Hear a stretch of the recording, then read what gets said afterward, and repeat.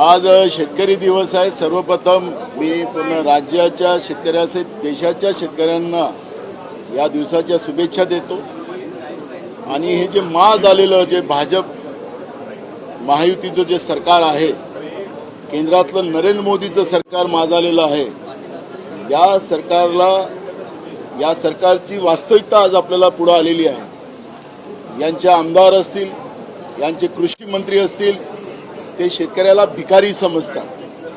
शेतकऱ्यांच्या बायकोचे कपडे हे घेऊन देतात, चड्डी बन्यानापासून तर चप्पलपासून हे घेऊन देतात। म्हणजे 2014च्या पहिले हा लोणीकर हा उघडाच फिरत होता, फक्त 2 बायका होतात त्याला। अशा पद्धतीचं आता चित्र दिसते आम्हाला। आणि जो शेतकऱ्यांच्या बद्दल बोलेल त्याला निलंबित करायचं सभागृहातून, आणि जे शेतकऱ्याच्या विरोधात बोलतात, शेतकऱ्यांची चेष्टा करतात, त्यांना सन्मानानं वागवतात, अशा पद्धतीचे हे सरकार आहे। भाजप हे शेतकरी विरोधी आहे। आज महाराष्ट्रामध्ये अवकाळी पावसामुळे शेतकरी उद्ध्वस्त झालेला आहे, पिकं नाहीशी झालेली आहेत।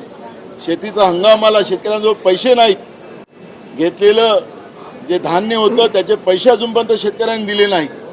बोनस देण्याचं आश्वासन दिलं, ते बोनस शेतकऱ्यांना देत नाही। कर्जमाफी करण्याची भूमिका या लोकांनी मांडली होती, कर्जमाफी करायला तयार नाही, आणि पीक विमा सुद्धा बंद करून टाकला। शेतकरी विरोधी जे सरकार आहे, हे सरकार जेवढं आमच्या शेतकऱ्यांना अपमानित करेल तर हे आम्ही सहन करणार नाही। सरकारच्या विरोधात आम्ही रोज आवाज उचलू, एक दिवस नाही, रोज निलंबित केलं तरी आम्ही थांबणार नाही।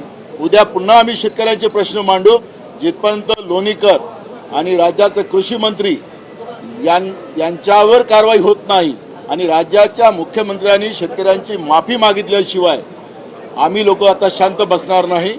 शेतकऱ्यांचा अपमान आम्ही अजिबात सहन करणार नाही।